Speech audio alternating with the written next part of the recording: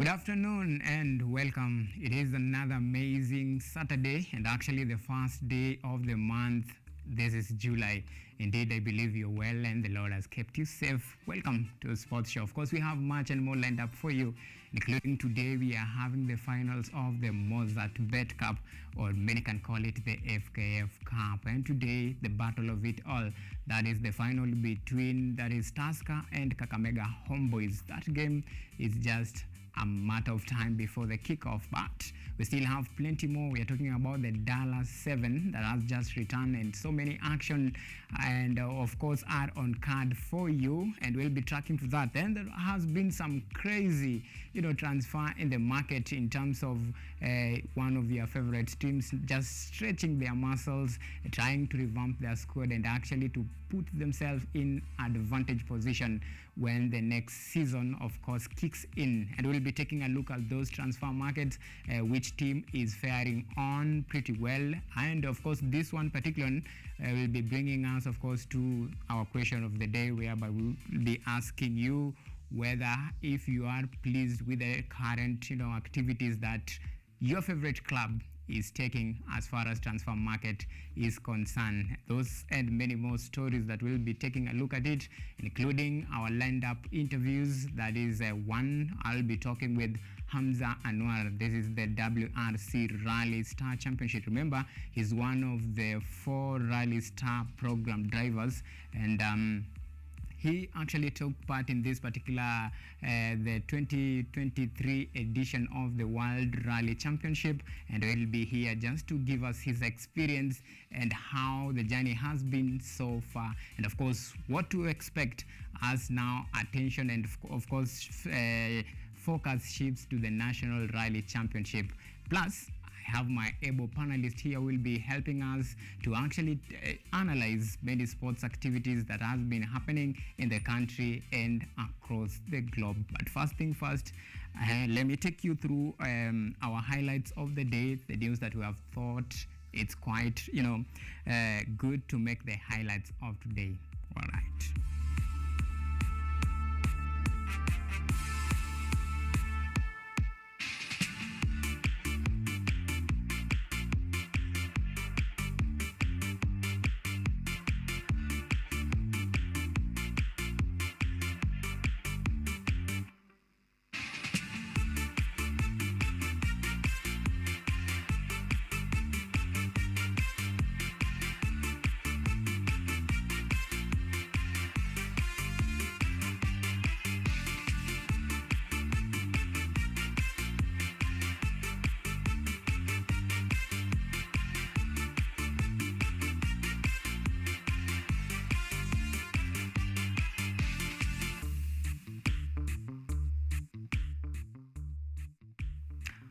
Right, shall we begin this? Now, the National 7 Circuit champions, that is Menengai Oilers, will be hoping to defend their crown in the Dallas 7 tournament that will be held at the Jomo Kenyatta International Stadium in Kisumu City on Saturday, today, and of course Sunday. The Oilers have been grouped in Pool A alongside Nakuru, Nandet Script and Catholic Monks, while KCB are in Group B, who are last season National 7 Circuits runners-up and are in Group B and will battle Kenya Harlequins, Masinde Muliro and Mombasa. The Kenya Cup Giants and the reigning champions that are Cabra Sugar are in Pool C, where they are set to face Strathmore Leos and the 2013 champions Daystar Falcons and Kisumu RFC, while Homeboys, Mwamba, Western Bulls and Makueni are in Pool D. Nondis, Racing Clear is serving you your best drink, the African drink, the Kenyan beer, the rugby beer, Tusker.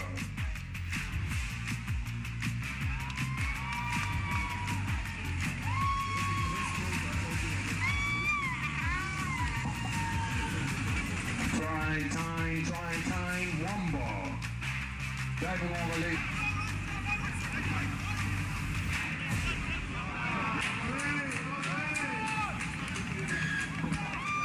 Try time, Nakuru.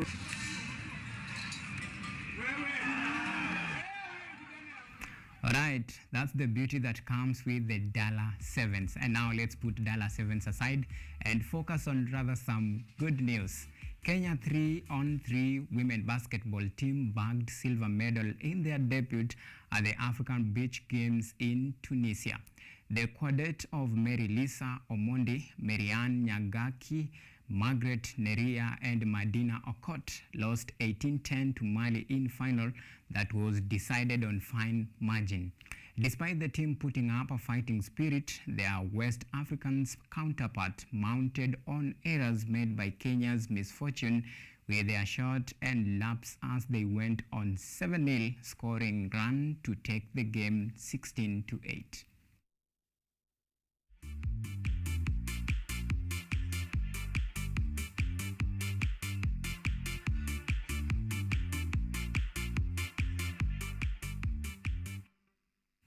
Right, that is a good news for our team and of course on their maiden appearance in this African Beach basketball championship. Now, to rather steal some very interesting stories, the Deputy President Rigathi Gachagua hosted the Kenya Special Olympic team at his official current residence in Nairobi. The team received 10.2 million for their stellar performance at the recently concluded Berlin Special Olympics held in Berlin, Germany, where they bagged 26 medals. Take a look. The Kenya Special Olympics team has been awarded 10.2 million cash reward for their exemplary performance in the recent concluded Berlin Special Olympic Games. The team, which is patroned by the wife to the Deputy President, Pastor Dorcas Rigathi, registered 25 medals, which included 15 gold medals, 4 silver medals, and 6 bronze medals. When I looked around our team, I was very surprised. One, we did not even have media from Kenya to highlight on such an event, a world event. And I asked myself, is it possible that Kenya does not value people who are differently abled? The Special Olympics athletes were awarded for both individual and team performances, with individual gold winners cashing in 750,000, silverware winners cashed in 500,000, while the bronze medalists took home 300,000 each. We were presenting our proposal to the ministry. There was a lot of question that for any 4 teams who brought home gold medals were awarded 100,000, as teams who won silverwares were awarded 75,000, while bronze winners were awarded 50,000. Silver medals and 6 bronze medals is no mean feat for people who many a time have been treated as lesser members of a society. You did not break the ceiling. You proved that with sheer determination, there is no ceiling in the first place. The DP urged parents of children with intellectual disability to give the children opportunity to participate in the Special Olympics, emphasizing on the importance of discovering their skills, talents, and abilities. Since 2010, we have made milestones in empowering people who are able differently in government opportunities in various sectors. We also acknowledge that there are various barriers perpetuating retrogressive perceptions about people who are abled differently. For instance, Section 146 of the Penal Code uses demeaning, discriminative, and abusive language against people living with mental disabilities. Flying the Kenyan flag high calls for celebrations from the sports fraternity and the country at large, and in the same spirit, the society should embrace children with intellectual disabilities and end condemnation of the group. Hassan Yusuf, KUTV. Right, I'm just surprised as she is. We really need to support the team. How can a whole team like that, with, of course, putting Kenya on the global map, winning all those titles, medals, and without even a media to showcase their stellar performance? Now, let's switch gears to rather some golf course. All roads heads to Kitale for the second leg of the Diamond Trust Bank Golf Tournament set for this Saturday today, with the tournament expected to attract more than 200 golfers. Golfers will compete for the prize at the famous Par 72 golf course, which is one of the oldest courses in the region. The Kitale tournament marks the second series in the DTB Bank with Us tournament this year, with the first tournament held at the Sigona Golf Club in April.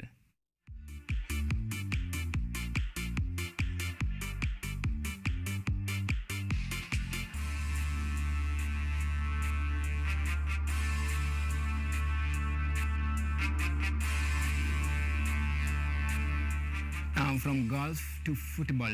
Football Kenya Federation Premier League giant Tusker will be eyeing to back the 2023 Mozart Bet Cup after ending the season on disappointing note, losing the title to Gor Mahia when they take on Kakamega Homeboys on Saturday at Moist Sports Centre Kasarani. The two teams are set to battle for the FKF Cup trophy that comes with 2 million cash prize and a chance to represent the country in the CAF Confederation Cup.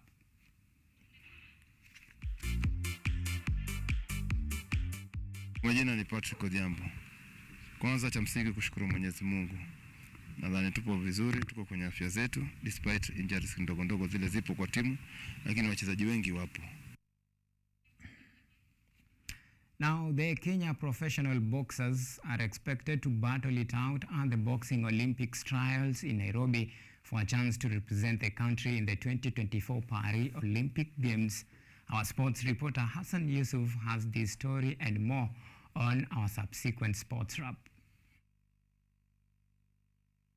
The 2024 Boxing Olympic trials are set to kick off today at the Charter Hall in Nairobi. The three-day trial competition organized by the Boxing Federation of Kenya will involve pugilists from 7 weight categories for male boxers and 6 weight categories for female boxers.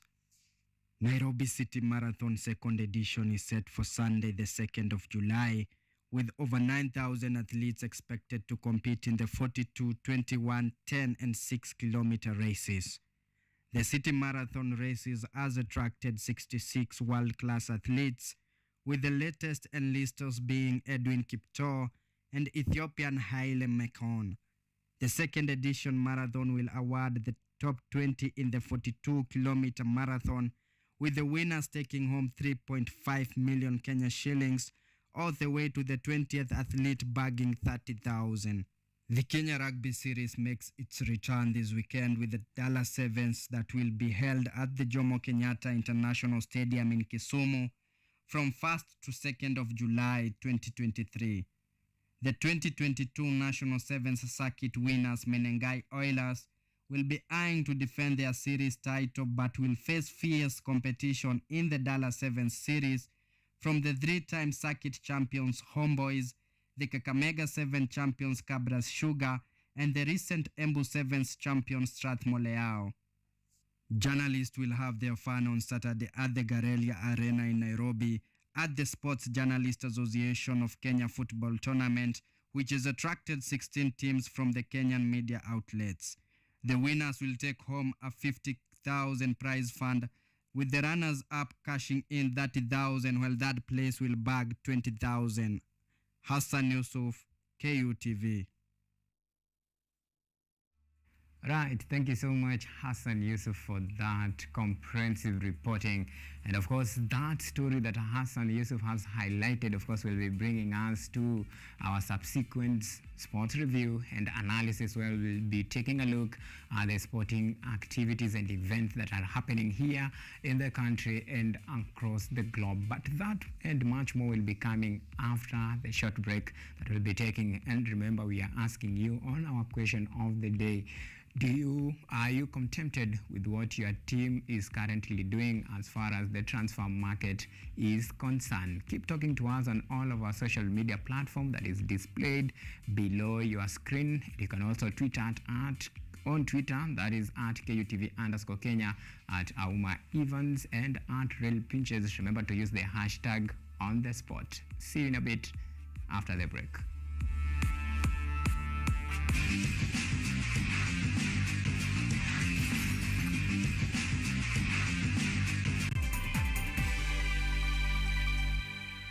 I would like to thank you for an excellent summary, Your Honor. After marrying in that church, we were together not more than a month before she ran off and I never heard from her again. Your Honor, I would like to make it very clear that from that moment, she never again contacted me and I assumed that she was dead. I want to see Geoffrey locked up in prison. I'll take his kidnap and turn him into the culprit. Stop playing games. The hotel? Just get your silly girl in line, Geoffrey. Do you understand me? Of course, I do. I got my results. From hospital? What did they say? I'm pregnant. What is that? Step away. Oh my God, Dylan, don't die. Save him.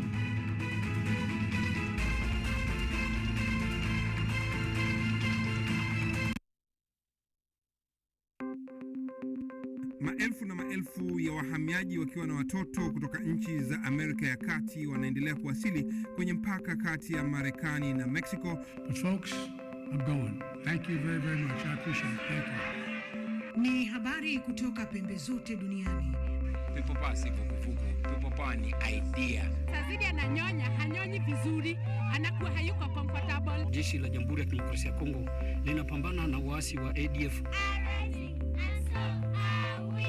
Kwa sasa wanatoa wito kwa mashirika, makampuni na vile vituo vya uchukuzi. Mambo mengi yatakwenda kama yalivyopangwa. Hapa ni kuna mmoja wa viongozi wa chama cha wavuvi katika eneo hili. Zaidi tunajaribu kuwapa chanjo ili ina boost ama inanyanyua kinga ya mwili, ndio inaenda kupelekea kupambana na virusi. Ni Duniani Leo, Jumatatu mpaka Ijumaa, moja kwa moja kutoka VOA Swahili, Washington DC.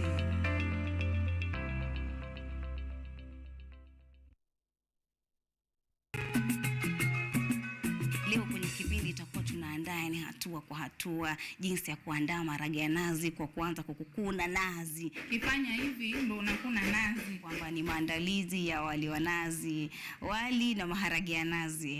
Kwa nakwambia rojo lenyewe zito.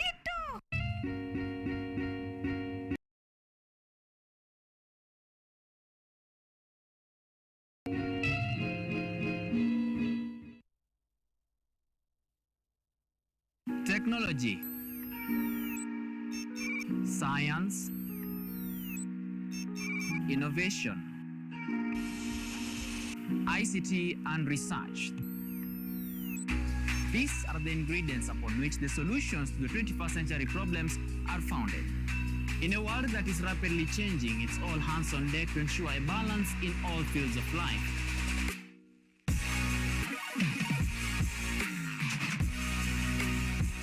Women, young and old, are also in the front line, breaking the glass ceiling, becoming thought leaders in the larger tech space. Not forgetting other societies marginalized.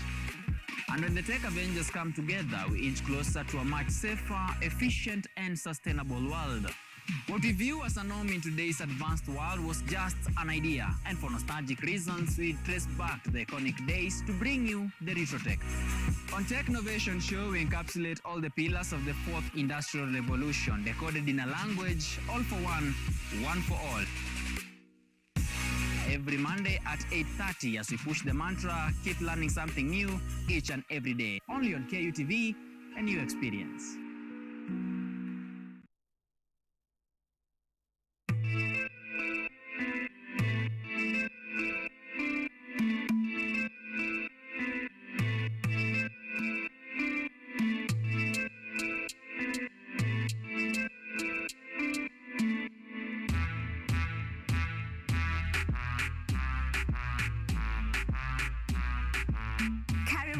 To the Church O'Clock Show. I'm your host, Esther Becky. And my name is DJ Tero. We start you off with a word of prayer and get you started with a live transformational worship experience.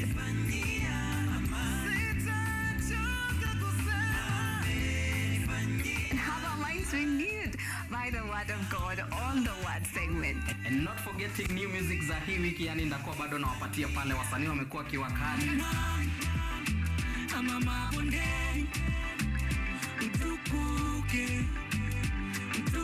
So make sure manzo tune in because zitakuwa zina flow pia pale mixes kwa wingi, yani zitakuwa zina come through, and pia performance yani from our gospel artist hapa on Gospel Art from 7 to 10 a.m. only on KUTV.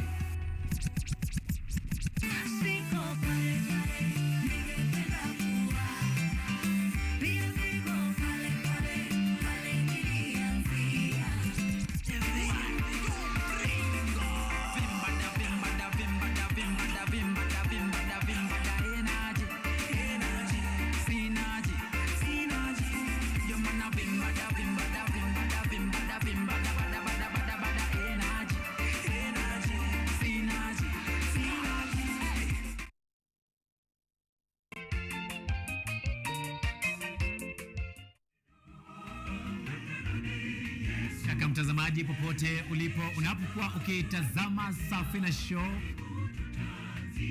inang'oananga sasa hivi. Ungana nami Albanas Mwania, nahodha wa Safina Show, nikutoe ng'ambo ya pili hadi ufuoni. Safina Show, sauti ya matumaini.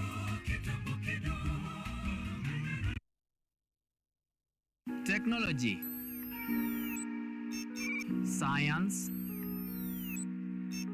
innovation, ICT and research. These are the ingredients upon which the solutions to the 21st century problems are founded. In a world that is rapidly changing, it's all hands on deck to ensure a balance in all fields of life.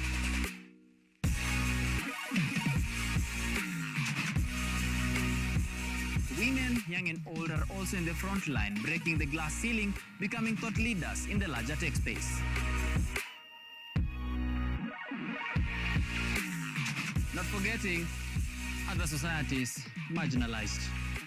And when the tech Avengers come together, we inch closer to a much safer, efficient, and sustainable world. What we view as a norm in today's advanced world was just an idea, and for nostalgic reasons, we trace back to the iconic days to bring you the retro tech.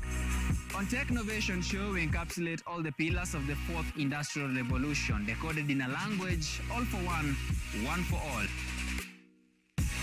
Every Monday at 8:30 as we push the mantra, keep learning something new each and every day. Only on KUTV, a new experience.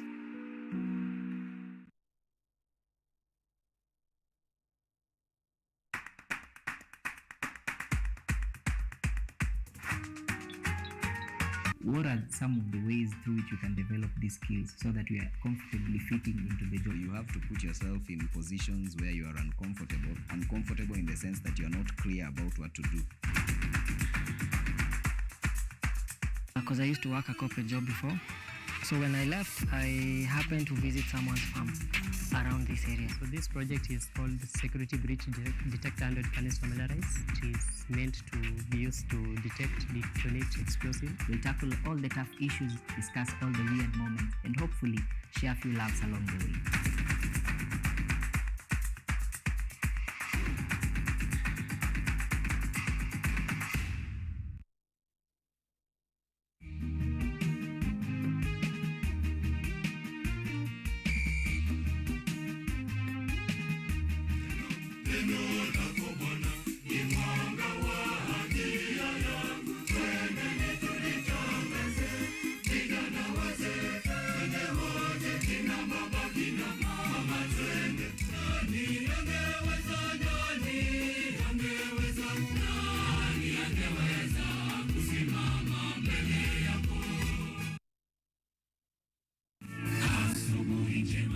The fear of the Lord is the beginning of wisdom. The Bible says, when he spoke, then he spoke a parable to them, that men always ought to pray and not lose heart. Christ says, I stand in the door and I knock. Whoever hears my voice and opens, I will dwell with him. The problem with the world today is that there are people who act without thinking. There are also category of people who think without acting. Go to the hospitals, tell them that God will heal them. Go to the prisons, tell them that they'll be free. Go to the crusades and tell people that Christ is coming, and sooner than the word itself, the second advent is imminent.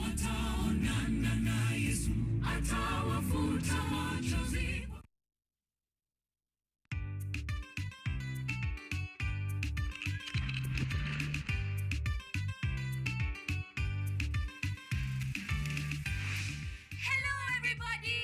I'm Nana. And I'm Gigi. Welcome to Engine Season 2! The place to find out about the world we live in and the creatures that we share our planet with. Join us on the most exciting adventures across the African continent. See breathtaking wildlife, stunning landscapes, and out of this world technologies.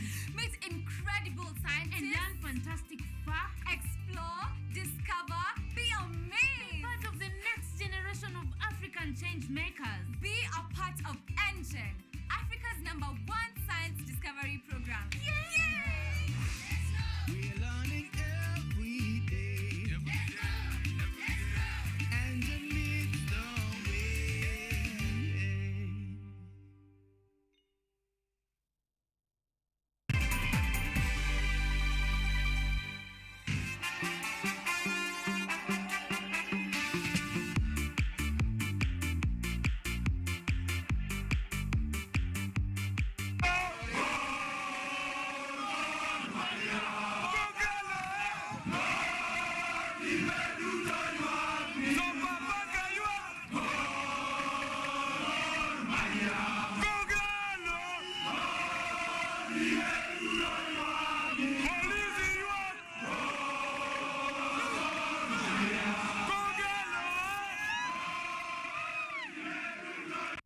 All right. Actually, they were speaking French, but I can translate for you. That is just pure football love celebration. Of course, after God lifted the 2022-2023 Champions League, Premier League, I beg your pardon.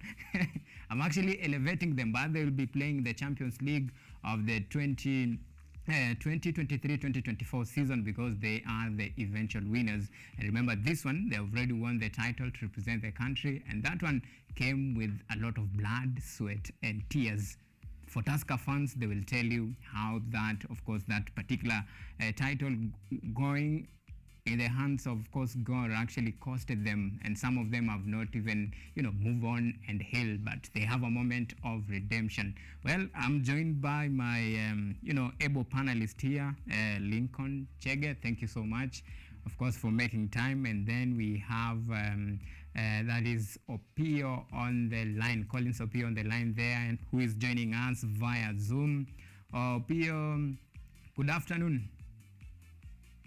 Good afternoon. How are you doing? I'm very much okay here in Nakuru, and of course this is a sporty weekend, and we have to celebrate what we are experiencing today locally and internationally.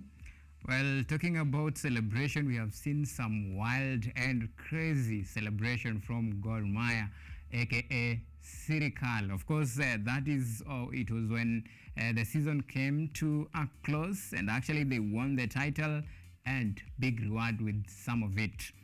What do you have to say about this, the 2022-2023 season, as curtain, of course, came down on Sunday? It was a very close race between the 14-time champion Gor Mahia and the 20-time Gor Mahia and the 13-time champion Tusker, and it was a race that was decided in the final day of the Kenya Premier League, and finally Gor Mahia managed to come out tops, and it's a very good thing for Gor Mahia fraternity all across Africa and all across the globe. All right. Well, Chege, for you, of course, I remember the last time when we were talking about the title race when it was a bit tight, and you are very confident that this time round, this one is already gone. And actually, you said Tusker have already Arsenal, Dortmund, this league, and actually it's true. We have seen it. Gor now are the champions. What was some of the key highlight, and What actually really made you think that this one was for God to lose? I mean, it's those moments that you saw Tusker after maybe losing one game, they were not able to, of course, fluff well themselves and then in the next match win. So they didn't have the resilience at all in the previous season. And again, having led to the final moments, I never thought even for a second Gor Mahia would let go of this chance. All right. Yeah. Well, for I mean, Collins, when you saw the last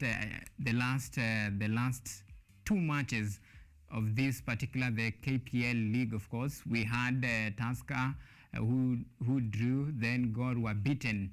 Do you think that is where Tusker lost the momentum as far as title race and chasing this particular silver is concerned? I won't say that per se, because the moment that Gor Mahia lost the match, it was now to be decided on the final day, and the curtains came down finally, and Gor Mahia were crowned the champions. But towards the end of the Kenya Premier League, we saw that Gor Mahia were not that in a good form. We saw that Omala, who has been scoring goals left, right, and center, somehow lost his form.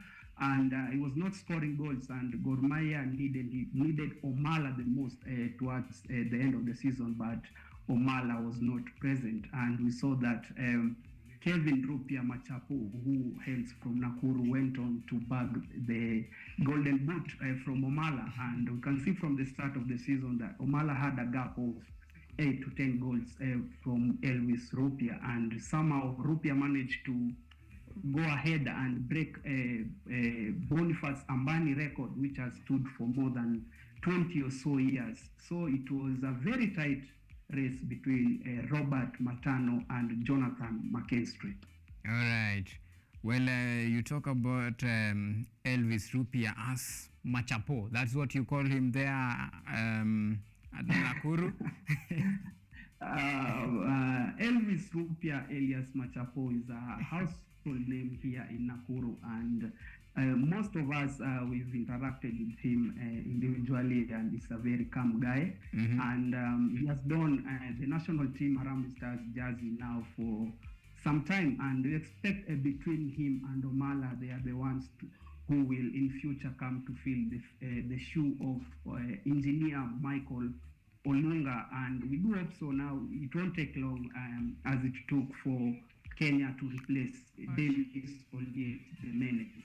And we believe between the two, between Omala and Elvis Rupia Machapo, we have someone who will fill the shoes of Michael Olunga very soon. All right.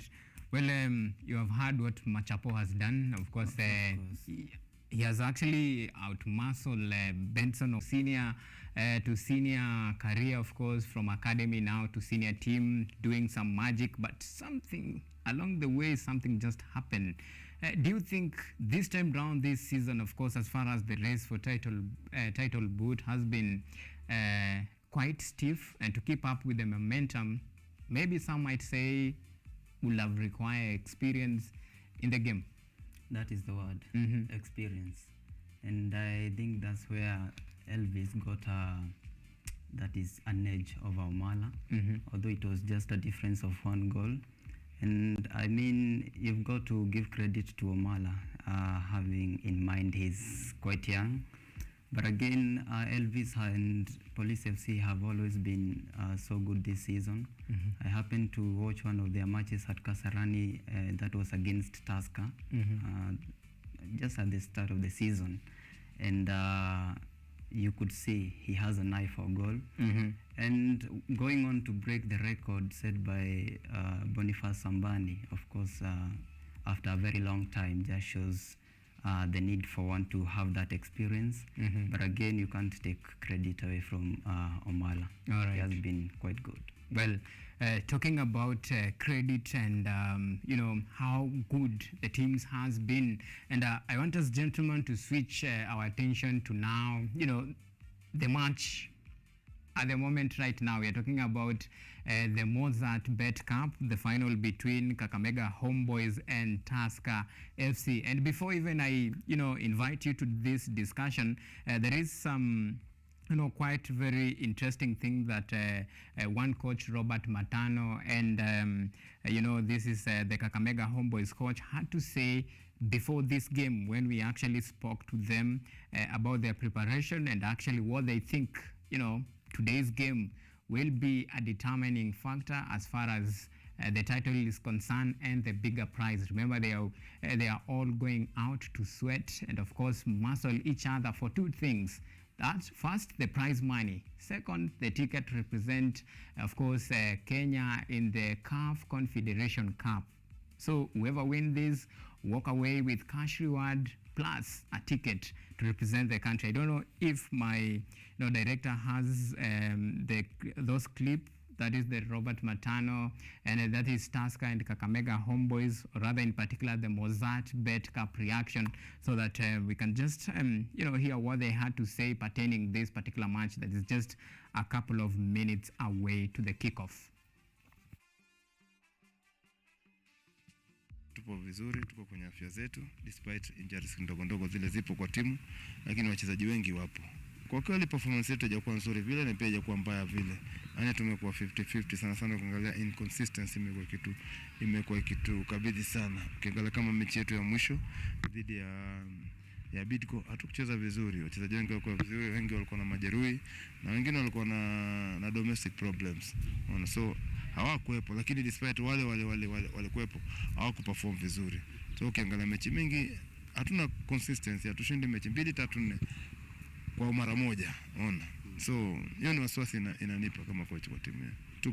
Tupo vizuri, tumejiandaa vizuri na bado tunazidi kujiandaa despite kuna wachezaji wetu wale muhimu ambao si wategemea sana katika timu hawapo, lakini wale wapo watatuwakilisha vizuri. Tumejipanga vizuri, maana ukiangalia ndio mwisho sasa, ligi ishaisha na ndio mechi ya mwisho. So tumejipanga vizuri, tunajua nini yao, mapungufu yao, tunajua ubora wao mali upo na tumefanya kazi. That's through communication. Tumekuwa na a lot of talks kama timu, tumekuwa na a lot of maybe activities tunafanya pamoja kwa muda mrefu, na pia ile kuongea nao kibinafsi moja kwa moja. Nadhani imeinua sana spirit ya wachezaji. About more, how you plan yourself and how you motivate your players, how you control your player, how you put them the clear mind that from day one we play to win, and winning is about getting the trophy. So every player in that field, he knows what he wants, what he expects, and how he can motivate himself to play in high level and also win the matches. And winning matches, then you win more matches, you get what you want. So the players are ready mentally. So you have to prepare players. You have to educate them that every day is a winning day. There's no way we'll play friendly or league game or what. Every training is a final thing. We do training, we finish the final. We play the game, we finish the final. We go for everything we do, to us is a final. So to me, myself, I do things to finish and I finish well. And those are my players. They got that philosophy from me. So they are always the winners because they play to win. They train to play and win. Of course, yes, it's 100% sure. We have to redeem ourselves through this one. And there's no two way, it's one way, only win. And what we can talk about is about play and win. Every team is ready for any team. The end, it will tell. But we know we have not beaten an easy team. Wherever we've been, the game we have played, we've been playing hard games throughout. Plus, even Homeboys itself, we know them. Yeah, but you cannot win an easy match. Always win a hard game. So we expect a hard game, but we'll win that hard game. That's where we belong. We belong to those ones. We have that standard of winning hard games. And Tusker beats always big teams, not to small ones. So if Homeboys is there as a big team and is in final, then they should be ready also. Leave alone confederation between us, the last game and the last league. So it's Homeboys, it's the last match. So that's where our mind is. Yeah. That is, Robert Matano and, of course, Patrick Odhiambo. That is the two coach for Tusker FC and Kakamega Homeboys. Giving their views about this particular match, and I can actually read some sort of frustrations and, of course, even a lack of confidence from one of the coaches. And now, Collins, this is where I come to you. Do you think Patrick Odhiambo, the Kakamega Homeboys head coach, has the belief, of course, that his boys will go all the way and, of course, put a challenge to this Tusker team and carry the title? Well, it's going to be a very interesting match, pitting the very experienced Robert Matano against Patrick Odhiambo, a former assistant at Gor Mahia, and it's a final, and all goes, and I expect a very tough game between Tusker and Homeboys, but somehow I tend to lean a lot on Kakamega Homeboys because at the moment Kakamega Homeboys are a very informed team, and you can see by the latest matches that they have been playing, they defeated Gor Mahia by 3 goals to 2, and it was a comeback.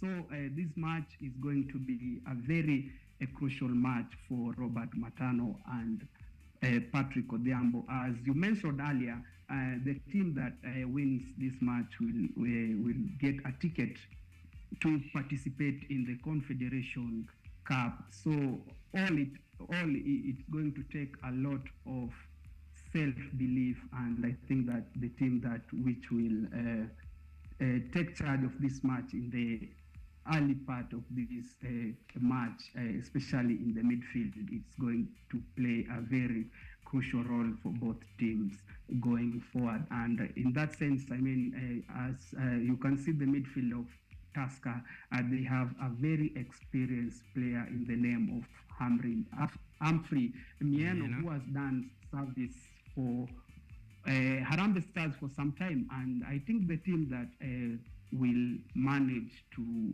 control that midfield will have the lead. All right. Of course, you have heard what Patrick Odhiambo has said, and one thing this coach, I have to admit, is a truthful man. He has said, of course, his team has lacked some sort of consistency, and they can win one match and go 3 matches without winning, and that is, red alert as far as this title is concerned. And now they are coming against one of the most successful team, and of course dominant teams, a team with good record when titles are concerned. I'm talking about Tusker. Remember, these two teams, they have played 15 matches between them. Tusker have won 11, and Kakamega Homeboys 3, and they have drawn 1. Then that sends some sort of red signs, and you can only imagine what might occur today. The expectation, of course, football is a game of 90 minutes. Anything can happen. But when you go to statistics and they say statistics don't lie, then today we might sense danger. What's your take? First of all, maybe I agree with him. He's a truthful man, what he said. But again, you have seen these PR games with managers in the Premier League. Before a match, you just hear that is Pep Guardiola giving all the credit to the opponent. But again, when they are on the pitch, the game is just so different. But to just look at this, I mean, there are so many interesting facts to look at. First of all, remember these two teams last season, they were at the top of the table. And actually, at some point, Kakamega Homeboys were so disappointed when Tusker were granted, that is Kakamega Homeboys were granted walkovers in matches that they felt maybe instead of the 2 goals that are given in these walkovers, they would have done better and of course clinched the title. So they have kind of a revenge against Tusker. The second thing is that Kakamega Homeboys have not tasted continental football, and so they would like to come into this match and give everything. All right. And also look at their matches this season. Maybe they are not in top form in the last 3 matches. They have lost, but also they have beat Gor Mahia, who are the title winners. They have, of course, they beat that is AFC Leopards in the semi-finals of this cup. And so looking at it, I would lean towards Tusker more, but this is not a game that you can just say Tusker is the outright winner. Okay. Sure. Collins, do you think Kakamega Homeboys, of course, they will go to the party and make these brewers actually to, drink their own brews and actually get drunk? And I want to take you through some statistics. Remember, Kakamega Homeboys have beaten big teams. I'm talking about the likes of Gor. Then we have FC Leopard.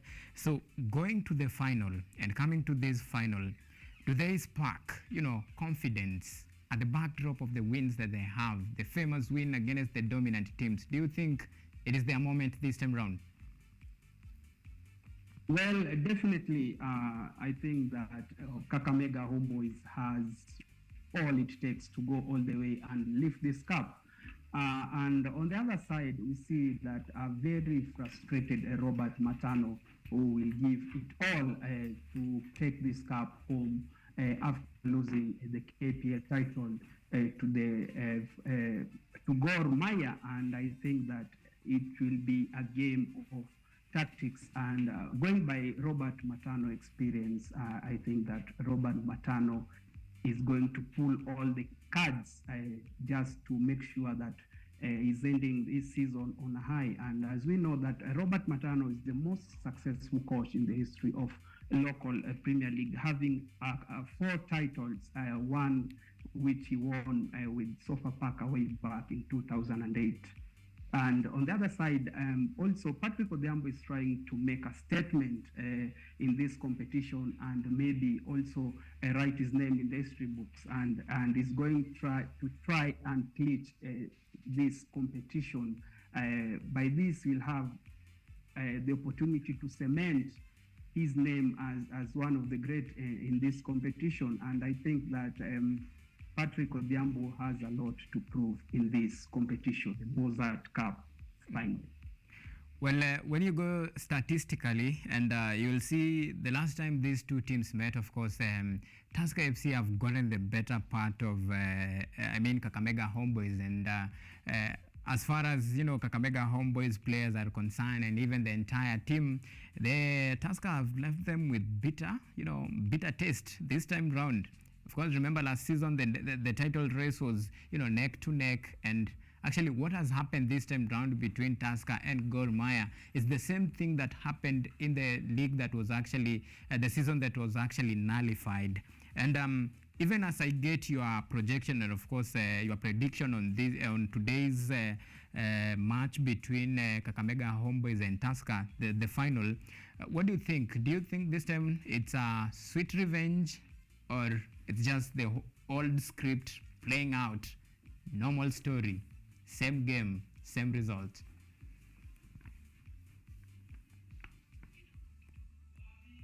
All right. Well, you can actually comment on that about what is happening right now. Do you think this time round it's about now Kakamega Homeboy is going out, taking the war actually to Tusker and telling them, you know what, the previous records you have been at the upper hand, but this time round we want to dictate how the table will operate and who actually goes home with this title. Do you think this time round, and I want your prediction on this one, do you think today's game is the day that actually Kakamega Homeboys are going to revenge against this Tusker? To an extent. I can't really say it's 100%, but they have the reason to. They have the players. Talks about the likes of Moses Shuma. We saw him even in the Harambee Stars. He was called up. He scored the goal against Pakistan. And so they have everything, and even in terms of experience, in as much as we can say that Robert Matano is more experienced than his counterpart, that is Odhiambo. He has also been at Sony Sugar. He's quite seasoned, and so they have every reason to come to this match and of course seek their revenge, as we talked about what happened last season. But again, there is something very important that my friend mentioned about the battle in midfield. All right. Kakamega Homeboys may be without Moses Mudavadi, who has been quite crucial for them this season. And so the battle in midfield could be won by Tusker, and maybe this could be the deciding moment of this match. Another player that we can also look at is Kevin Amoy. He has 1 goal in this competition, and so maybe he could be the one to put them forward. But my prediction, I think 1-0 to Tusker. I've already seen AFC Leopards have won against Ulinzi. I am not their fan. I wanted Ulinzi to win, but it's unfortunate. So for this one, Tusker will win. Tusker will win. Yeah. Well, you say you're not a FC Leopard fan. Yeah, So what if now, instead of Tusker now, Kakamega Homeboy is going with it? But far from it, you've actually talked about a very important key aspect, and this is the depth of the squad. And the coach actually said like they have been struggling. That is Patrick, of course, of the Ambo, said that they are struggling. Of course, most of their players, they have a lot of injuries. And this is a big game. They are facing a very strong team, a team that has, experience in terms of midfield. So how will it play out this time around? I think Kakamega Homeboys may come to this match to maybe sit at the back, given the fact that they are, you see, the moment you don't have a very strong midfield, they will be missing Mudavadi. Then if you go for possession football, you are likely to lose it. And so I see them sitting back, Tusker dominating. But again, of course, that is Tusker creating lots of chances. But it will also be a case of whether they will be able to, of course, convert these chances. But at the end of the day, I still think Tusker have an upper hand. Let me also mention about this midfielder, Farouk Shikalo. He is quite seasoned in the Premier League top flight, has been in quite a number of teams in top flight football, and so he might add something to that Kakamega Homeboys midfield. Okay. So what's your prediction today? 1-0 to Tusker. 1-0 to Tusker.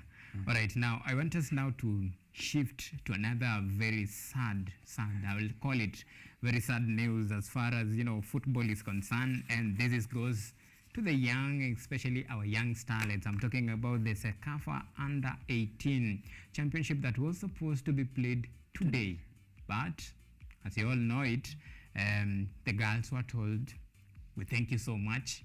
You have really invested, and we appreciate your effort, and we love your spirit. But I'm afraid that is the FKF. You have to go home until further notice. I'm talking about the cancellation of the Sekafa. Like, what is happening? We don't understand what is happening. What is happening? That is what many people are asking. What is going on? You say the reason that was given to them was that this competition was supposed to be held in collaboration with the high school games, and that is term 2. And given the fact that right now the students are in school, so it was not possible for this to take place. But again, it raises the question of, the ones who prepare the games, they should have seen this that is early enough. Where is the proactivity of this FKF board and everything? And so it quite affects the morale of the players, the psychological, that is, preparation that they had coming to this one. Having invested so much in terms of even setting goals for themselves. Remember, they are quite young. They're under 18s. They are not used to this kind of, postponements. And so it's a huge blow, but maybe they need some time before then they can be told, before they can come back to this competition. Well, yeah. Ile heartbreak, ile noma. Kabisa. Collins, We are talking about, the cancellation of Sekafa under 18 that our young girls want to take it. And actually, that particular tournament was supposed to happen today. First, it was pushed forward. And, today, here we are on Friday. They received very disturbing news that, hey, you know what? You have put so much effort, but, this could actually be the end of it as far as the 2023 Sekafa under 18 is concerned. What do you read? Does it point to the lack of the preparedness, or rather the lack of clear communication from the organizers and even the Football Kenya Federation, that is the FKF itself? I think that it's a very huge blow for our young girls, and I think that the FKF and the Sekafa Federation should put their house in order, because this kind of postponement really drains the players, and they need motivation for them to compete at the highest levels with the rest of African teams. And if this is happening, I think that it's a very sad gesture to Kenyan football and East African football as a whole. And I think that Nick Mwendwa and the Sekafa fraternity can do better in future. All right. Well, even as we come to terms with what is happening to our young girls, I'll say there is some, a couple of matches that are lined up in the National Super League, and actually briefly I want us to, switch our attention to those matches, and to be particular and actually to be precise. Of course, there is a team like Shabana who have already been promoted to the top tier league, and before we take a look at the fixtures briefly, and I'll come to you. Well, this Shabana team, of course, you have seen its, progress. I remember last season, they missed just a bit. They went back, regroup, of course, marshal their number, and this time they are a banger. Sure. I think they are a very good team alongside teams like Muranga Sale. Understand tomorrow there is a very big game. Some could say the title decider. They just need 1 point in Muranga, of course, to clinch the title. They have already opened up a gap of 5 points currently as we talk against second placed Muranga Sale. And so, talking to one of my friends yesterday, I was asking him his view on tomorrow's match, whether Muranga Sale can just go and, they need 2 wins if they have to win the NSL Cup. For Shabana, just 1 point. And so he told me he doesn't see any way that Shabana are going to let this one go. And so just 1 point in Muranga could mean that they are the champions. But overall, I think they are a very good team with diversity of talent. And the fan base, that is something very important. I've just seen they were watching the match at Kasarani before they proceed to Muranga. I believe St. Sebastian Park tomorrow will be rocking and rumbling. I mean, they have a very fantastic fan base, and that is something that I wish every team we have in top flight next season could, that is, emulate.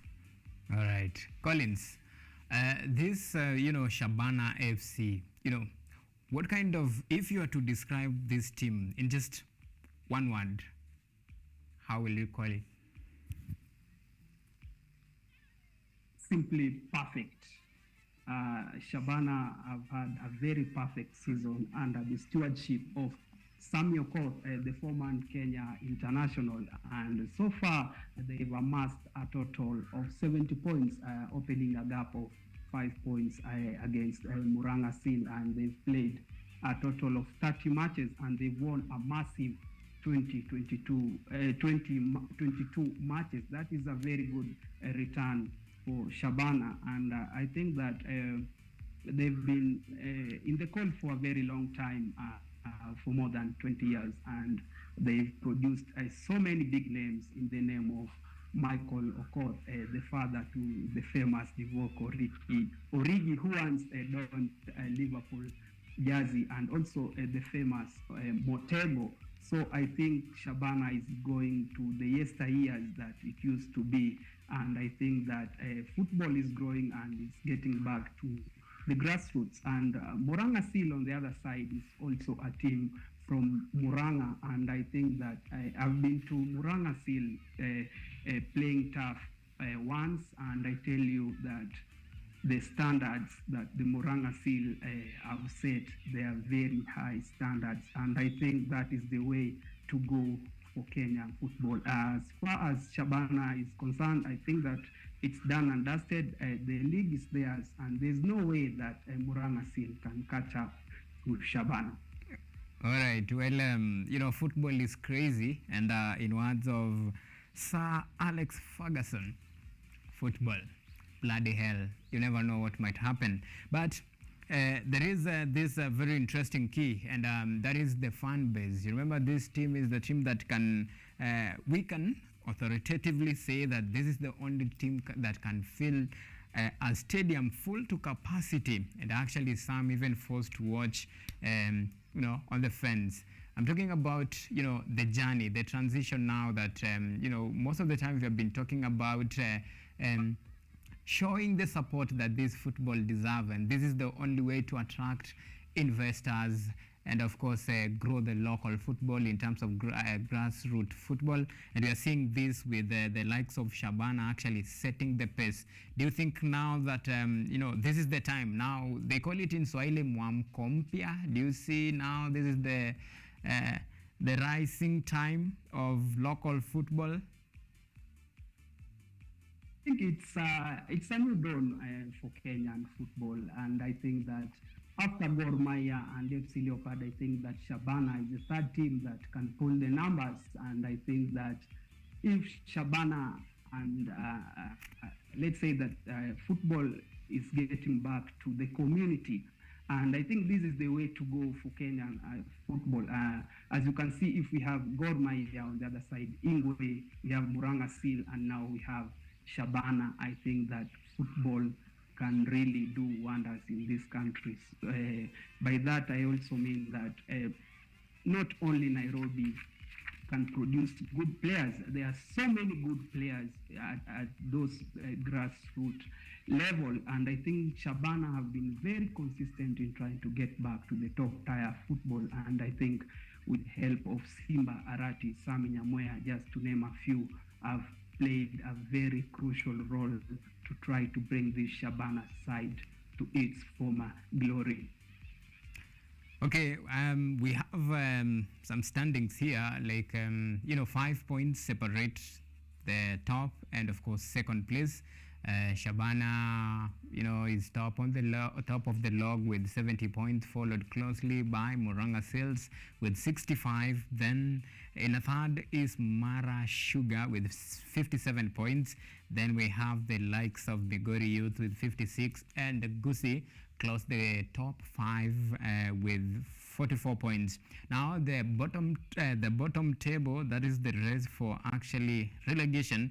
We have the likes of Vihiga United at a distance of that is position 16. Then we have Silbiwet Lions at 17. At 17. Then we have APS Bomet and Fortune Sacco. This APS Bomet and Fortune Sacco, of course, they have very interesting story. But I want us to talk about this Fortune Sacco. Remember, this Fortune Sacco is a team that actually the nullified league, the 2021-2022 Kenya Premier League season that was nullified. This Fortune Sacco were among the teams that were actually promoted, but because of their defiant nature, some might call it, they actually refused to honor some of the matches, and as a result, I guess it's because of frustration, they had to forfeit this league. Now, you can see the table right now, probably the top 5 teams. I'm talking about the likes of Shabana, Muranga Seals, who actually, Muranga Seals were among the teams that were promoted, of course, and they were toe to toe with the Fortune Sacco, but they went back and say like, hey, you know what, there's a setback, we'll just have to go back, work hard, and who knows, maybe we might make it. And we are seeing them. What do you see the fate of this Fortune Sacco, a team that was once, one of the biggest team, and many actually, tiptoe it to rise all the way to the top tier league. But this time round, we can see the team that is dwindling on the bottom top of the table. Of course, I think there is some encouragement in that. I just read there will be no relegation in the NSL this season. But in terms of Fortune Sacco, it's a very good side. And the fact that they come from the now central region is just brings some, you can see some improvement, because there is some ideology in Kenya that maybe wenye wanajua futa sana inatoka huko Western and Nyanza region. But now that we have teams like Murang'a Seal, Fortune coming from this region, I mean, even in terms of the funds, it creates some, energy that, and even rivalry. They hail from Kirinyaga, another one from Murang'a, so I think it creates just some kind of rivalry, and that is what we want, because once we also have fans in the stadiums, the corporates will come in, and we will not have problems like we saw with Vihiga Bullets last season. But Fortune as a team is quite a good team, and if they can just maybe invest more in terms of players, I think they have a future in Kenyan football. All right. Well, Collins, this Fortune Sacco, of course, let's say they will be lucky this time around because there is no relegation. But, the status that actually diminish, do you think they will have maybe a chance to redeem themselves and rekindle their hope of one day rising to the top of the pinnacle? That is the tempest of the Football Kenya Federation, that is the top tier league, that is FKF. Do you think maybe it's about time now they will put their house in order and actually, give it a shot? Well, I think that football is just a game of organization, good investment in terms of financial muscle, and I think they can borrow a leaf from Murang'a Seal, and Murang'a Seal was supposed to be in the Kenya Premier League this season, if not for the ban that Kenya received last year, and I think all is possible, all is not lost. They should just go back to the drawing board. And I think Fortune Sacco, with a lot of mentoring and a lot of financial support and the support of their fan base, I think that they can make it. All is not all right. Lost for them. Okay. Now, tomorrow's fixtures, let me just, take you through pretty fast. We have Daraja Gogo will be playing against Migori Youth FC, and we have Vihiga United, another match that will be playing against Mwatate United, and MCF FC will be up against Gusii, that is in Kenyatta Stadium. Then we have the likes of Mombasa Elite vs Naivas FC, then Murang'a Seals vs Shabana. Now, we'll come to the two teams, that is Murang'a Seals vs FC Shabana. Then before that, another match that will be played, that is Kisumu All Stars will be up against Kibera Black Stars FC. Then Silibuwet FC vs Coastal Heroes. Well, gentlemen, we have two horses actually going against each other, Murang'a Seals and Shabana FC, and this is where the trick actually comes out.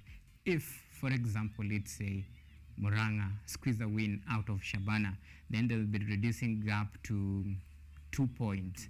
Then accidentally Shabana lose their second match and actually just slip a bit, then it's game over. So Muranga versus Shabana FC. What's your prediction?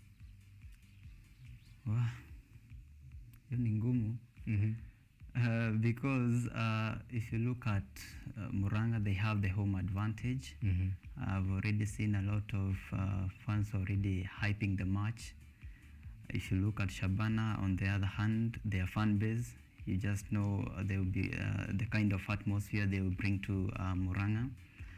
But to some extent, I feel like it is possible they get 1 point from Muranga, which will then seal their status as the NSL champions.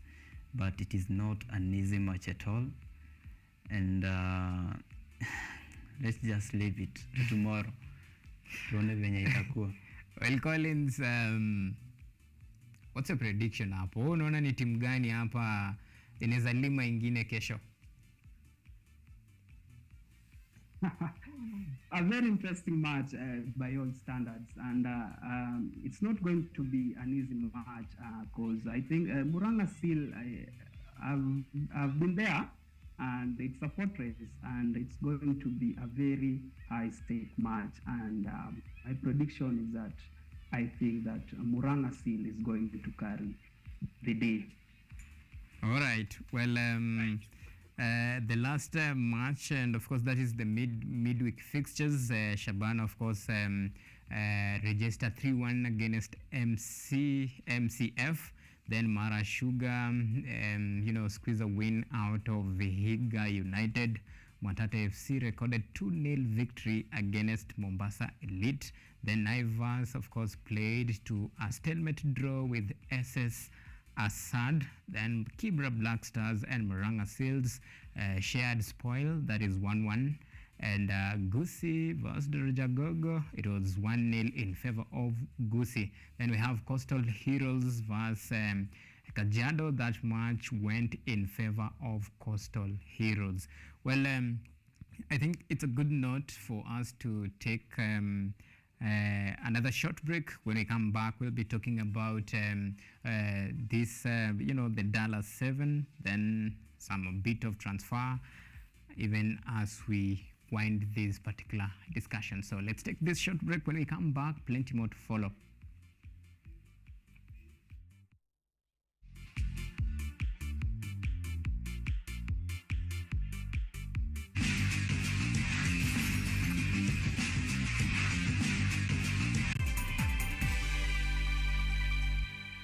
Are you an aspiring media practitioner, a graduate, or you just want to advance your skills in television production?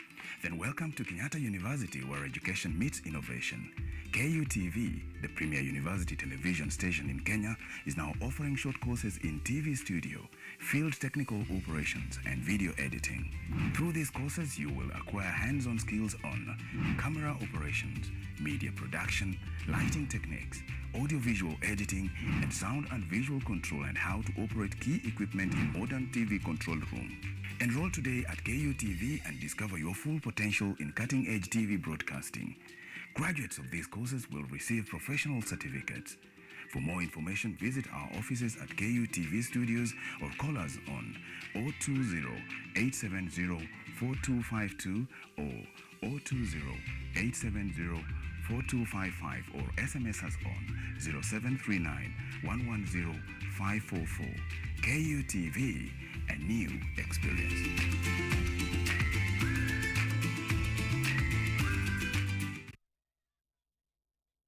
Kenyatta University will hold its 53rd graduation ceremony on Friday, 21st July 2023 at the main campus along Thika Superhighway. KUTV will provide live coverage of the graduation ceremony from 8 a.m. The graduation ceremony will also be streamed live on KUTV, KU website, Lola app, and all KU social media platforms. For more information, please contact the Office of the Registrar Academic on 020-870-3092 or 0786-335-111 or visit the KU website on www.ku.ac.ke. Kenyatta University, transforming higher education, enhancing lives.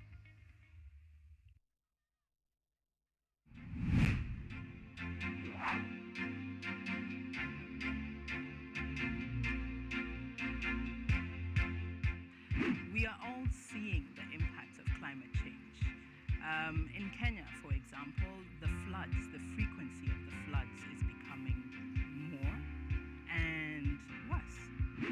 The amount of people and livestock we're losing.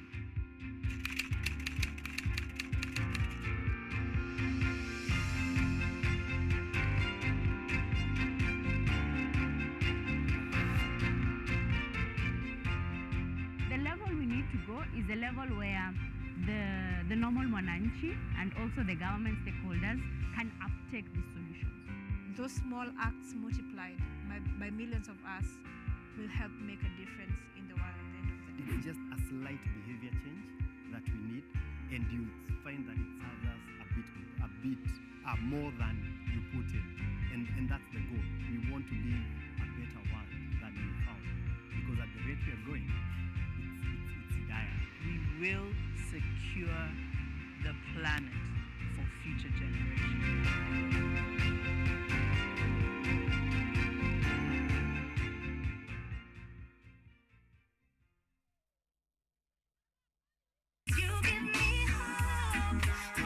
Kenya, this is my jam down. I say manami, I will never give up. Na hata nikisota the way. Show me something. Everybody wanna feel like me. You is like a river. Real thing, if I never mama, I wouldn't believe it. Hear me when I say just like.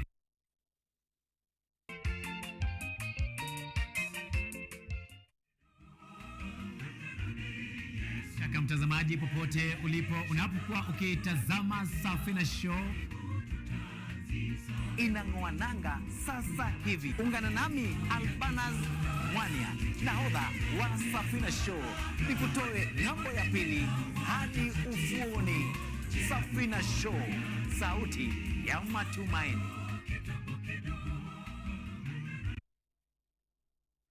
Technology, science, innovation, ICT and research. These are the ingredients upon which the solutions to the 21st century problems are founded. In a world that is rapidly changing, it's all hands on deck to ensure a balance in all fields of life.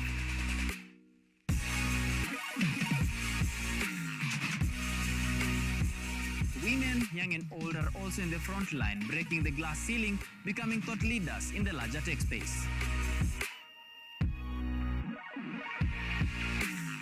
Not forgetting other societies marginalized.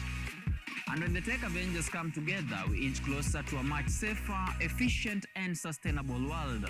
What we view as a norm in today's advanced world was just an idea, and for nostalgic reasons, we trace back to the iconic days to bring you the retro tech. On Technovation Show, we encapsulate all the pillars of the fourth industrial revolution, decoded in a language, all for one for all. Every Monday at 8:30 as we push the mantra, keep learning something new each and every day. Only on KUTV, a new experience.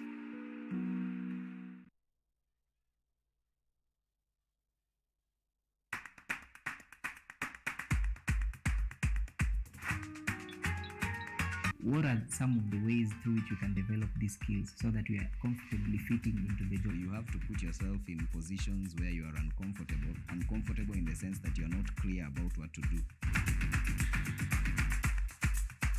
Because I used to work a corporate job before. So when I left, I happened to visit someone's farm around this area. So this project is called Security Breach Detect and Can Familiarize. It is meant to be used to detect, detonate explosives. We'll tackle all the tough issues, discuss all the weird moments, and hopefully share a few laughs along the way.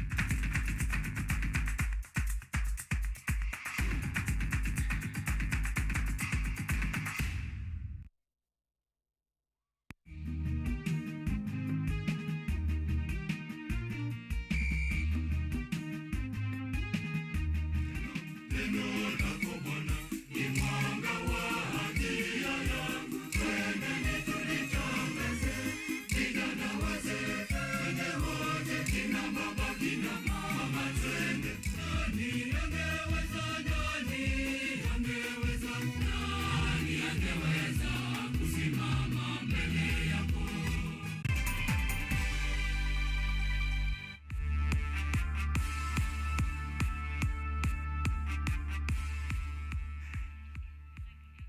Right, welcome back, and we continue with this conversation. It is back-to-back sports review. We are talking about the local sports review, where we talk about the ongoing the Mozart bet, that is finals. Some might call it the FKF Cup. That is being held, that will be played today at Kasarani, the final between Kakamega Homeboys and Tusker FC. And earlier on, it was the third place match between Ulinzi and FC Leopard. Of course, FC Leopard won that particular match, and we're just waiting for the big match, the main event of the day, to begin. And as soon as details will be folding in, we'll be keeping you an eye and of course update you as things unfold. But we want to talk about another ongoing event that is happening right now. I'm talking about the Dallas 7, and this time round we have a total of 12 teams, to be precise, throwing their heart in the ring, and actually they are a total of, I guess, that is 16 teams, to be precise, 16 teams. And defending champions, Menengai Oilers, who are in Pool A, will be up against the likes of Nakuru, Top Fry. Then we have the likes of Catholic Monks in that same group.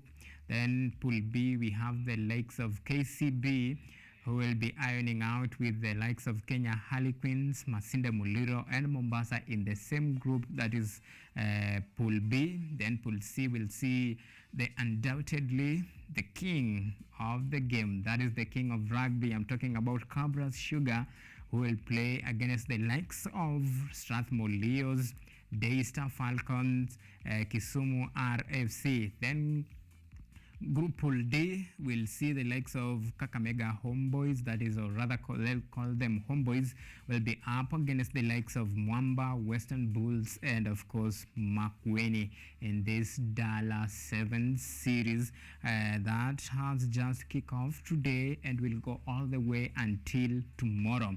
And there is some excitement and fun that comes with this Dallas 7. There is a reason why they call it Dallas 7, of course. Yeah. All right, this time round, if you look at these teams, I'm talking about the likes of Menengai Oilers. Let's talk about Strathmore Leos, the likes of KCB, top teams with a pretty good record, not to mention Homeboys. This time round, what's so different about this one? First of all is the inclusion of teams like Makueni, who are Division 2 winners. They have been promoted, and so it will be very interesting to see what they are bringing up to Division 1. Also is the missing of teams like Black Blood. I know our friend Peter Finches is a fan of that team. They are not there in this one. And the fact that the top tier teams, talk of Oilers, Homeboys, Strathmore, the inclusion in this just gives the competition some, authenticity, and of course the fact that it is in Kisumu, the prestige, the kind of soft life that the area attracts is so interesting about these Dallas Sevens. Yeah. Well, Menengai, undoubtedly the defending champions, they come up against the likes of Kenya Harlequins. We have KCB there, who wants a stake to this title. Then we have Homeboys, who are still eyeing this title. And in Pool A, do you see a big challenge in terms of, look at Nakuru, Top Fry, then we have the likes of Catholic Monks. Do you see this is a walk, actually an easy ride for Menengai Oilers? Very easy. This morning I've already seen they have won their first 2 matches against Monks and then against Nondis, I think. And so they are only left with 1 match against Nakuru RFC. And I think they are likely to win that one. So Group A is one of those that you look at, and if you look, for example, Catholic Monks, they were one of those teams that were invited. Remember, they first picked the first 12 from last season's series, or Dallas Events, and so Catholic Monks are one of those that are just invited to this competition to just make sure that the list is full to 16 teams. Okay. And so I think Oilers, to me, this is just an easy group for them. Okay. Well, Collins, this time round, the Dallas 7, we have, a total of 16 teams, and we have big names in this edition. We were just looking at each pool, for example, in Pool A, we have the likes of Menengai Oilers, who are the current champions, and we have in same pool, we have teams like Nakuru, then we have Catholic Monks who will be playing in the same group. And this time round, well, what is your projection? Who do you think has an upper hand in as far as this Group A is concerned? Well, I think that I have a lot of interest in Pool A, considering that Menengai Oilers are against Wanyore, and it's a Nakuru derby. But currently going by form, I think that Oilers have the edge against all the teams in this Pool A. And going to Pool B, I think KCB and Harlequins will make it out of this group. And on Pool C, I think that Cabras Sugar and Strathmore Leos have all it takes to make it out of a Group C. And on Group D, I think the Homeboys, the DJs, have also a very good chance making it out of this group. And Dala, of course, it's a Luo name that means home, and I think that people will have a good time in Kisumu. All right. Well, okay. But after this, the early group matches, then going by your projection, the likes of Oilers, then we have the KCBs here, and Kenya Harlequins, then Cabras Sugar, then Mwamba FC. Now, tomorrow, we expect to see some, the epitome of it all. And this 4 teams, like approximately, let's say, around 6 teams in this group, all they won this title. But who has an upper hand in this one? I would mention a team like Homeboys. They have won the series as a whole 3 times. I would also talk about Oilers and maybe KCB, but not to, of course, discredit a team like Strathmore Leos, who of course are coming to this series on the backdrop of course, winning in Embu. And some others like Mwamba, the fact that they have some of the best experienced even in the Kenya 7 side, that is Shujaa, the likes of Odhiambo and Tony Omondi. So you just can't discredit them or put them out of the race for this. But if I am to mention 3 of them, Homeboys, Oilers and KCB. Yeah. Those are the team to beat. Yeah. Well, Collins, the team to beat. I think that he has forgotten to mention the sugar millers, that is Cabras, and I think with the defending champions Nakuru Oilers, KCB, the Homeboys and Cabras Sugar, I think the 4 teams somehow will make it very far in this year's competition. Okay. Well, we have now, let's switch gears to international, and there is some FIFA rankings here, and we can see some teams leapfrogging others. I'm talking about the likes of Argentina now, who occupy the hot seat, and France comes in a distant 2nd place, but all this is attributed to the just concluded World Cup, where Argentina were the eventual winner. Then France were runners-up. We have Brazil, who are in third position. Then England, of course, and Belgium close on on fifth. Then we have Croatia, the likes of Netherlands, Italy, Portugal, Spain, that is close the ranks of top 10 teams as far as FIFA ranking is concerned. Well, gentlemen, there is a team here that, for me, I think it's a team that its star is actually dwindling. I'm talking about Belgium. Remember, in the last FIFA ranking, Belgium were, it was France, then Belgium. But this time round, Belgium has been leapfrog all the way to 5th position. What is happening to this Belgium team? I don't think there is chemistry, first of all, in that team. They don't have a mixture of youth and experience. I don't think the last time I saw them include youthful players was long ago when that was in players like Jeremy Doku. And I was actually quite surprised that they are even ahead of Croatia in this ranking. I expect them to be even below Netherlands, but I don't know how they come up with this list. But I think the position they deserve, and they have a long way to go to make sure that they come back to maybe even the top 3. All right. Yeah. Well, Collins, do you think this is, in words of Mike here, do you think this is the ranking itself is a scam? Look at a team like, let's say Belgium, for instance.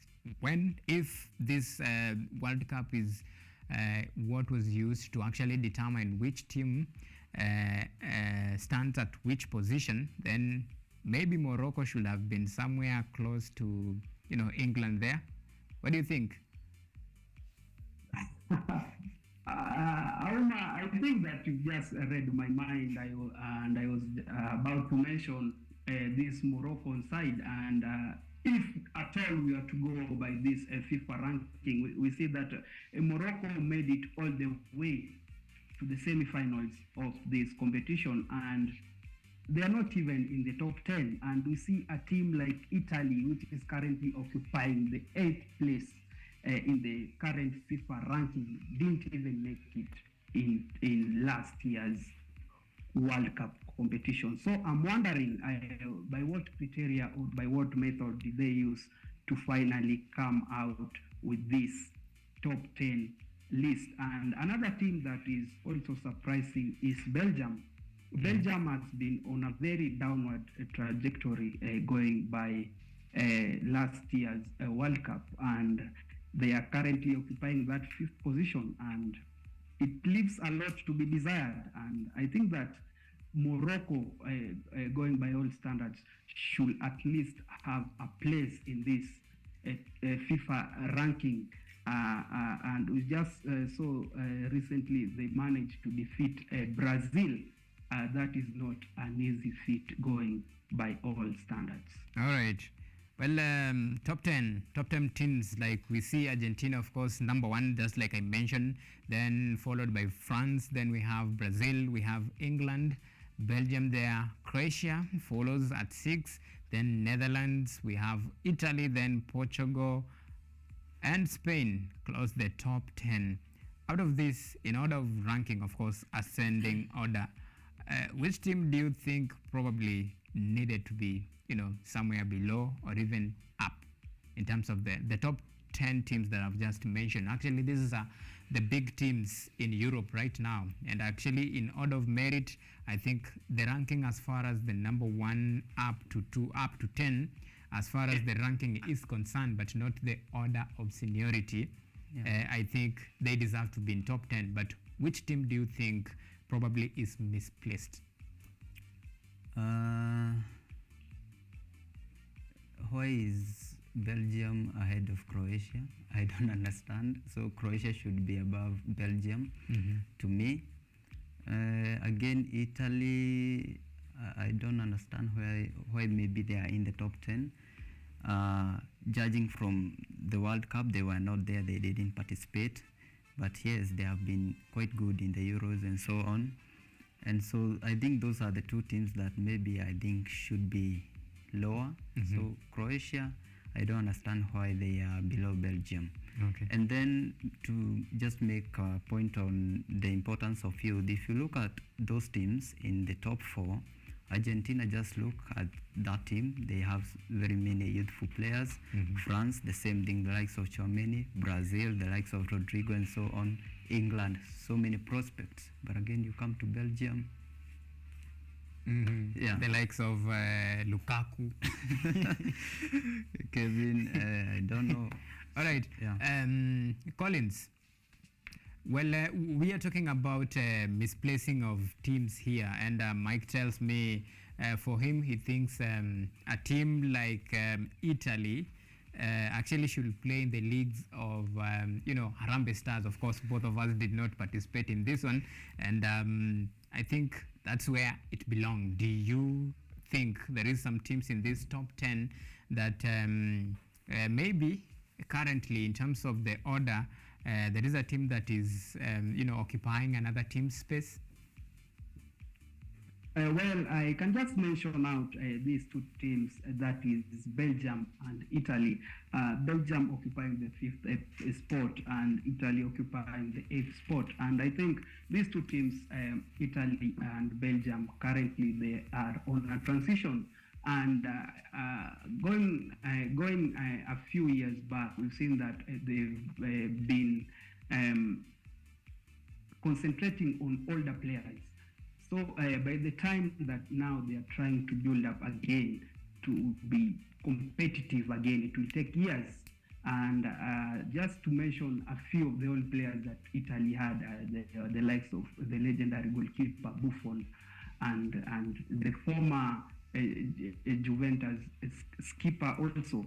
And on Belgium, they had a lot of very old players in the name of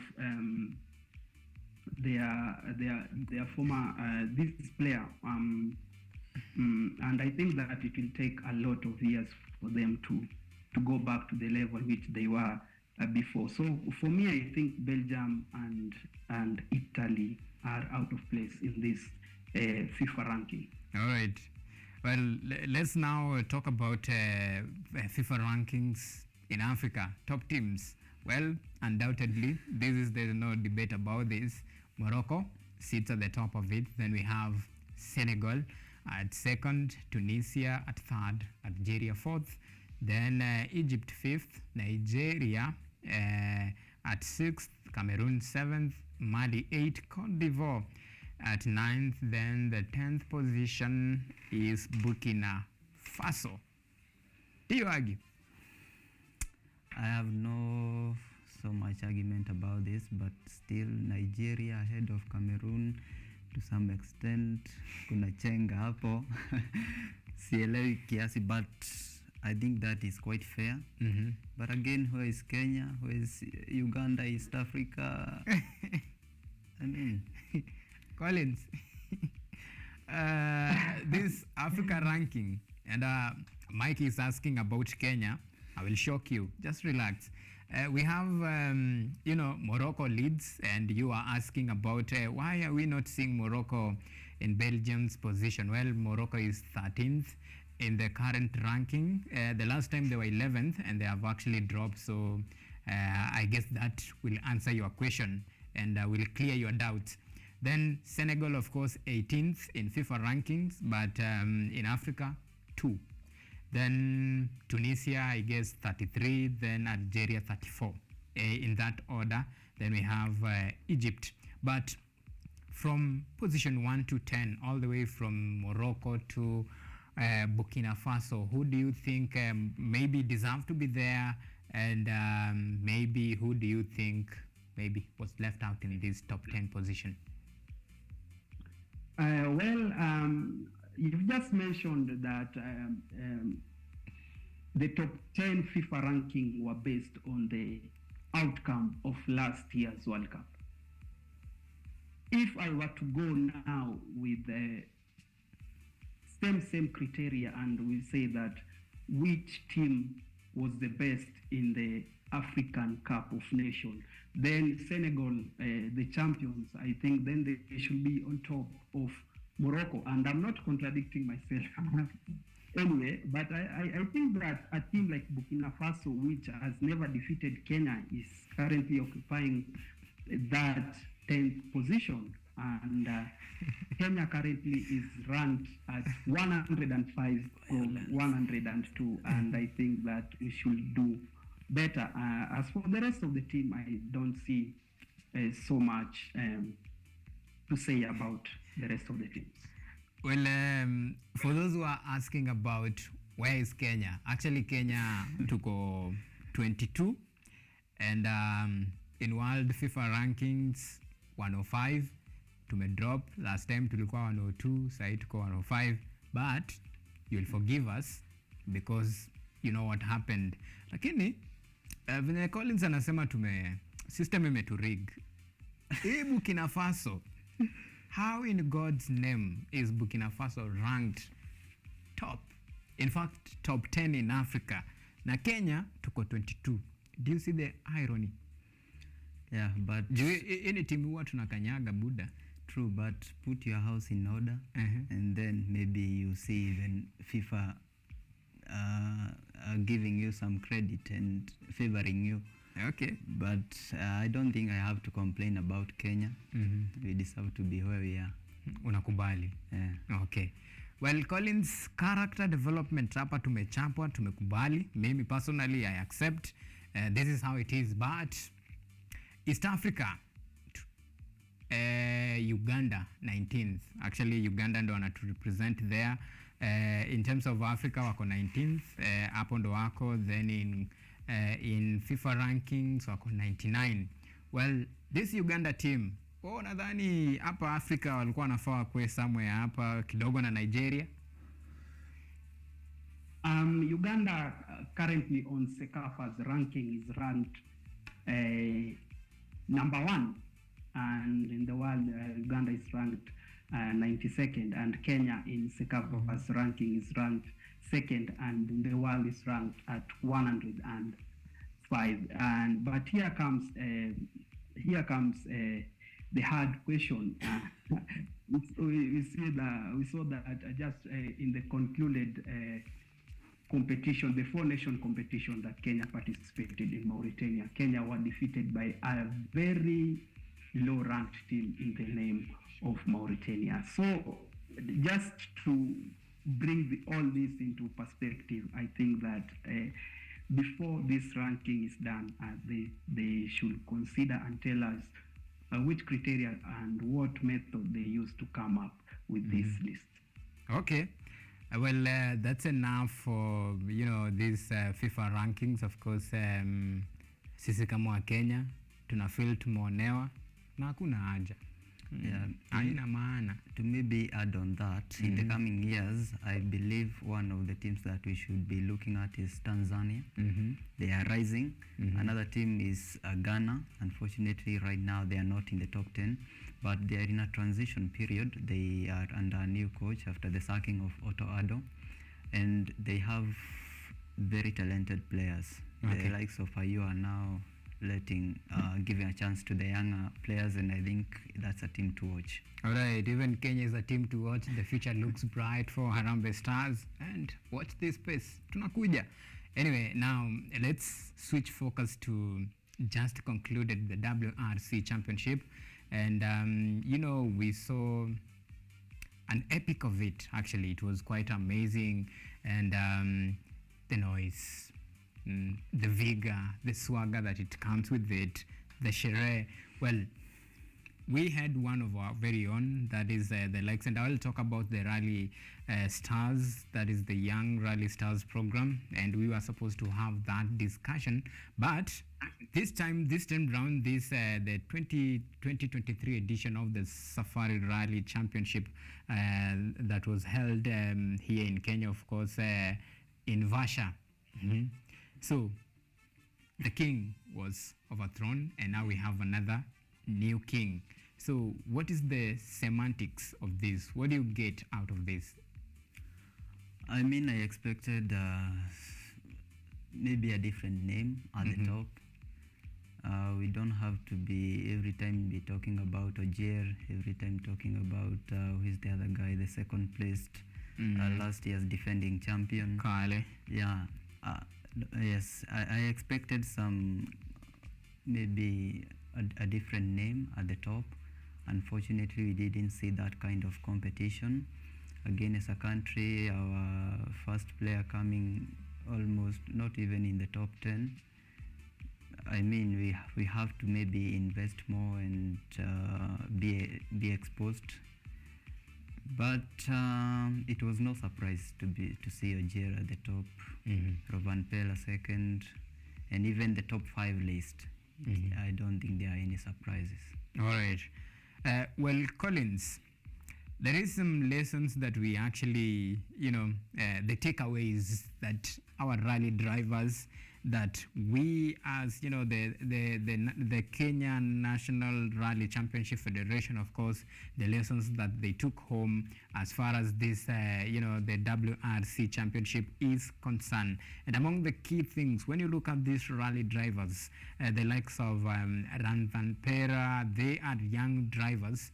And we have the likes of our very own, we are talking about the likes of, Hamza Noir, Makray Kimathi, Jeremy Wahome, all this, at the same league. When you look at Carl, 22, and actually is making, significant strive.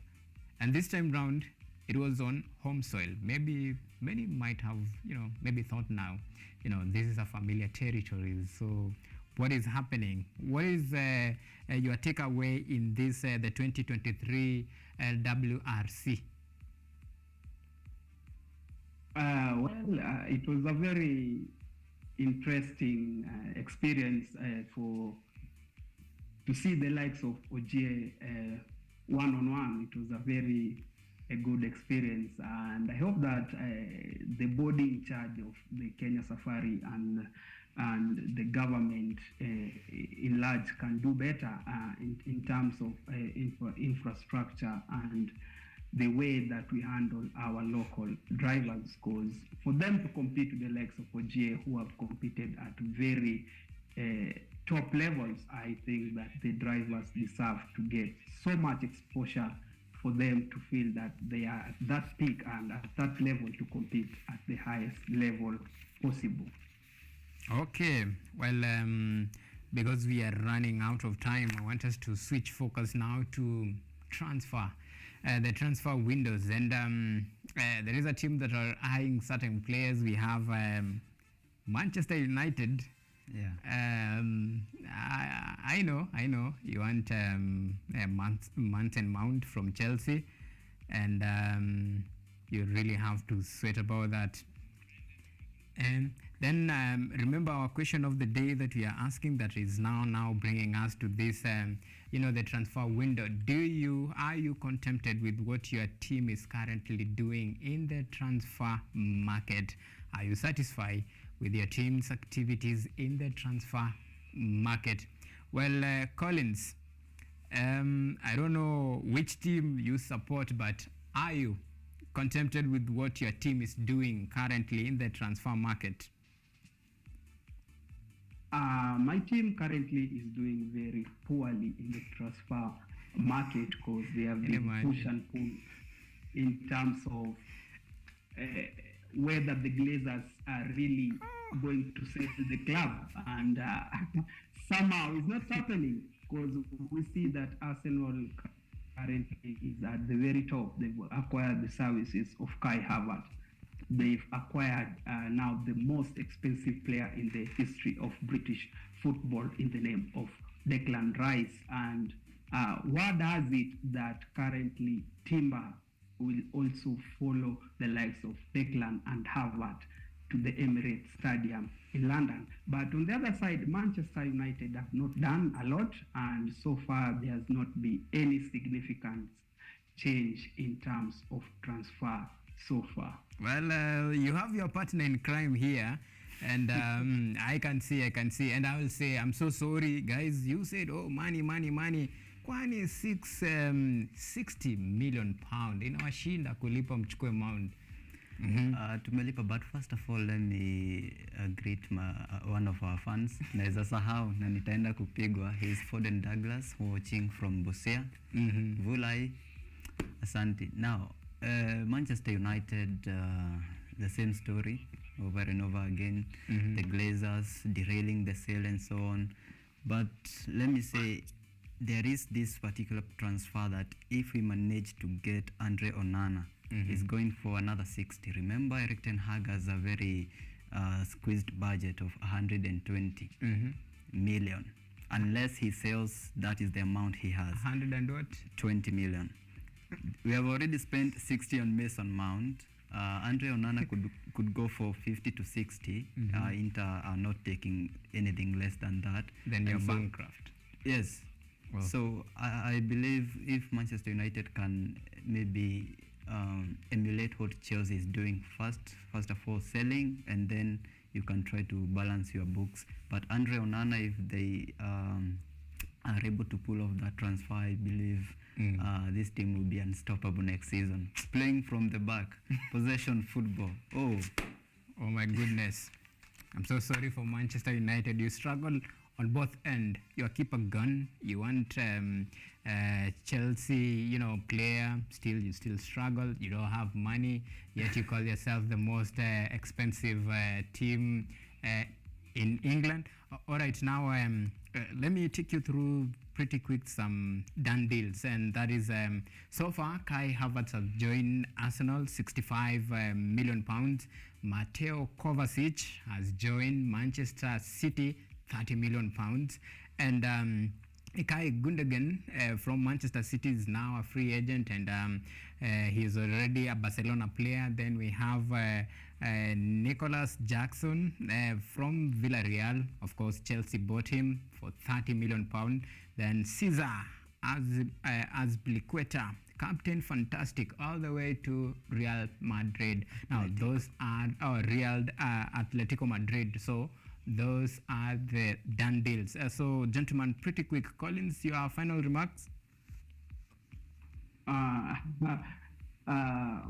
final remarks is that by the Kenyan football, we have to do a lot for it to go to the levels that the likes of Yanga are approaching, and to Gor Mahia we should start early preparation, and also the team that will clinch the Mozart Cup in order for early preparation for next season's CAF. And internationally, I think that Manchester United should do better. As for Arsenal and Manchester City, I think they are going to be the top contenders for the 2023-2024 season. Otherwise, all right. Good. Thank you. Yeah, I like the way you are truthful man. All right, your final remark, very quick. Here in the country, first of all, we have to keep an eye on Nzoia Sugar coach. He's being hunted by Bandari. I've also seen Kenya Police FC would like that is Salim Babu to be their assistant coach. And then internationally, Manchester, Chelsea, everything. What I would say is that how well you invest in this transfer window will determine where you finish next season. There is no miracle. All right. That's all. And thank you so much, gentlemen, for making time.